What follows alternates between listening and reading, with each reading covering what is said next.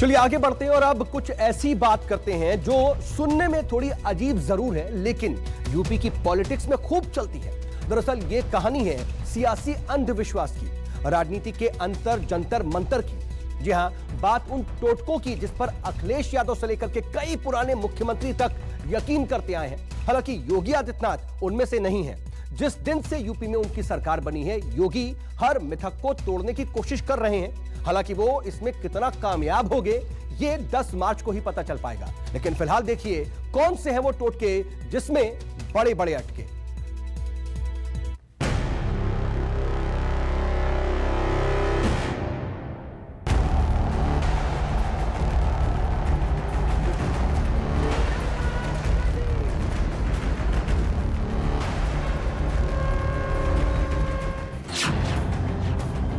क्या नोएडा आने वाला मुख्यमंत्री दोबारा सत्ता में नहीं लौटता? क्या यूपी में एक्सप्रेसवे बनाने वाले मुख्यमंत्री की कुर्सी चली जाती है? यूपी में जो मुख्यमंत्री विधानसभा चुनाव लड़ता है, क्या वो फिर सीएम नहीं बनता?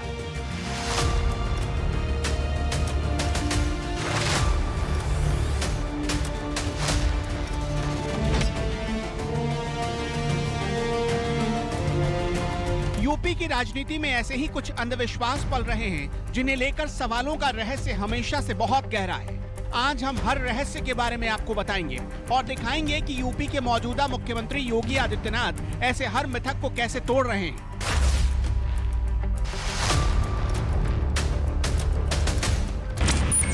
ये समझने के लिए सबसे पहले चलिए उस नोएडा में जो हमेशा सबके स्वागत के लिए तैयार रहता है।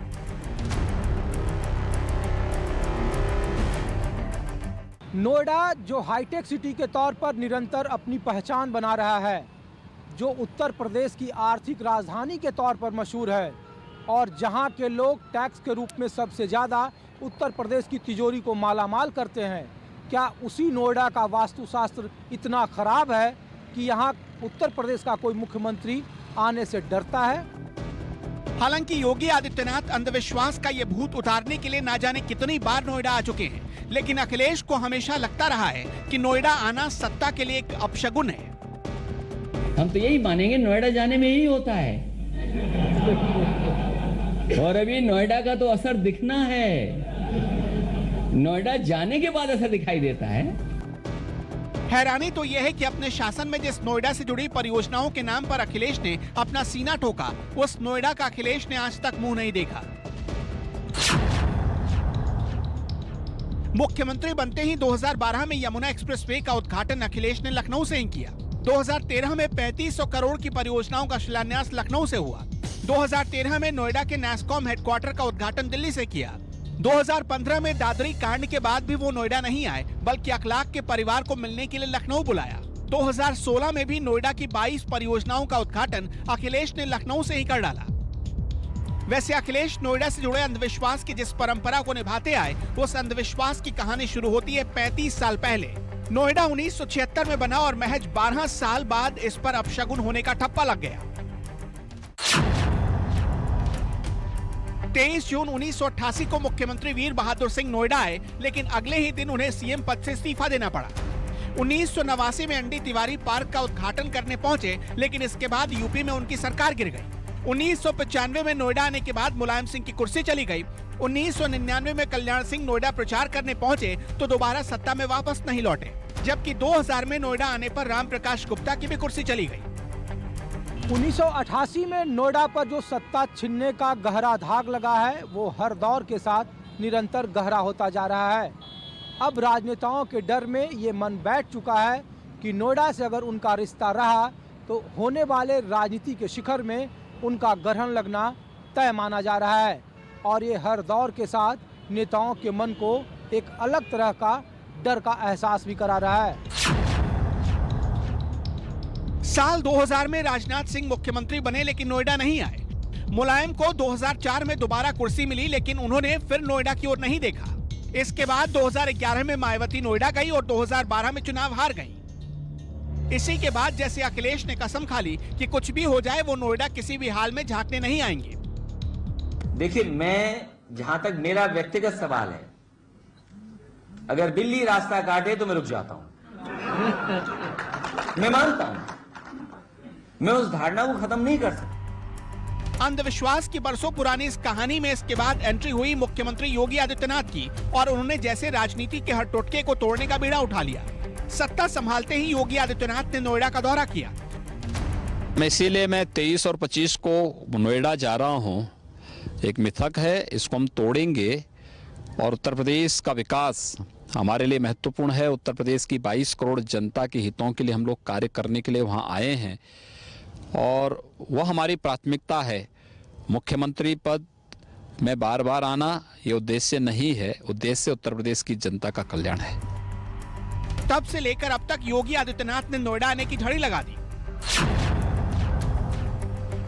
अब तक योगी आदित्यनाथ 19 बार नोएडा आ चुके हैं। उन्होंने नोएडा का आखिरी दौरा इसी साल 19 जनवरी को किया है, यानी चुनाव की तारीखों के ऐलान के बाद।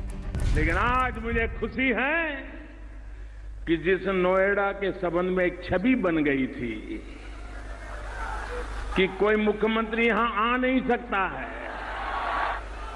उस मिथक को योगी जी ने बिना बोले अपने आचरण से सिद्ध कर दिया कि ये सब मान्यताएं गलत होती हैं। आधुनिक युग ऐसा हो नहीं सकता। अब देखना बस ये है कि नोएडा आने पर सत्ता जाने के अंधविश्वास की जो कहानी पिछले कई सालों से चली आ रही है उसका अंत होता है या नहीं। हम तो यही मानेंगे नोएडा जाने में यही होता है और अभी नोएडा का तो असर दिखना है, नोएडा जाने के बाद असर दिखाई देता है। जो रास्ता लखनऊ और दिल्ली को जोड़ता है, क्या वो एक्सप्रेसवे कभी टोटका हो सकता है? दरअसल यूपी के चुनाव में एक्सप्रेसवे की कहानी कुछ ऐसी ही है। इसे समझने के लिए चलिए ग्रेटर नोएडा आगरा को जोड़ने वाले यमुना एक्सप्रेसवे पर, जो पहले ताज एक्सप्रेसवे था। यूपी का सबसे पहला एक्सप्रेसवे जिसकी नींव फरवरी 2003 में तत्कालीन मुख्यमंत्री मायावती ने रखी। हालांकि 2003 में इस पर काम रुक गया, लेकिन 2007 में मायावती ने दोबारा से काम शुरू कराया।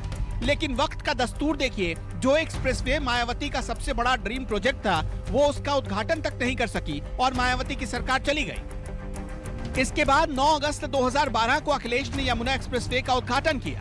2012 में अखिलेश यादव मुख्यमंत्री बने तो उनके शासन में लखनऊ आगरा एक्सप्रेसवे बनने की शुरुआत हुई। 6 लेन का ये एक्सप्रेसवे भारत का सबसे बड़ा एक्सप्रेसवे था। अखिलेश ने इसे अपने शासन की सबसे बड़ी कामयाबी बताया। 21 नवंबर 2016 को अखिलेश ने इसका उद्घाटन किया, लेकिन नतीजा क्या हुआ?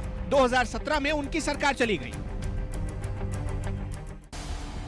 इसके बाद एक्सप्रेसवे बनाने को लेकर राजनीति के गलियारों में एक नई चर्चा ने जन्म ले लिया। अब 2017 में मुख्यमंत्री बनने के बाद योगी आदित्यनाथ यूपी को 3 बड़े एक्सप्रेसवे दे चुके हैं, जिनमें शामिल है पूर्वांचल एक्सप्रेसवे, बुंदेलखंड और गंगा एक्सप्रेसवे। लेकिन सवाल यह है कि योगी इस टोटके को 2022 में सरकार बनाकर क्या तोड़ पाएंगे? यूपी की राजनीति के एक और मिथक को गलत साबित करने की तैयारी योगी आदित्यनाथ कर चुके हैं और वो है विधानसभा चुनाव लड़ने का। दरअसल यूपी की कुर्सी पर बैठने वाले नेता ज्यादातर एमएलसी होकर आते रहे। विधानसभा चुनाव लड़ने से नेता हमेशा बचते रहे।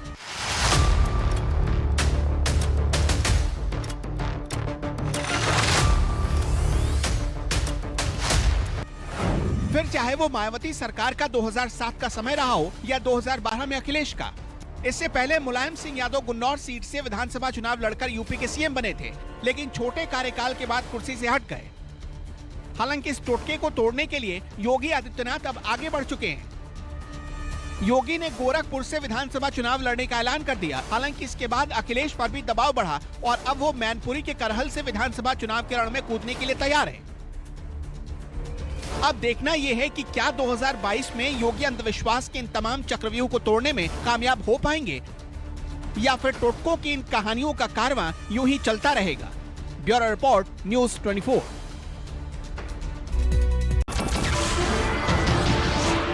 नमस्कार, मैं हूं मानक गुप्ता। अगर आपको हमारा ये वीडियो पसंद आया हो तो इसे लाइक और शेयर जरूर करें और हाँ, हमें सब्सक्राइब और फॉलो करना ना भूलें ताकि आप देश और दुनिया की कोई खबर मिस ना करें। तो जुड़े रहिए हमारे साथ और देखते रहिए न्यूज़ 24।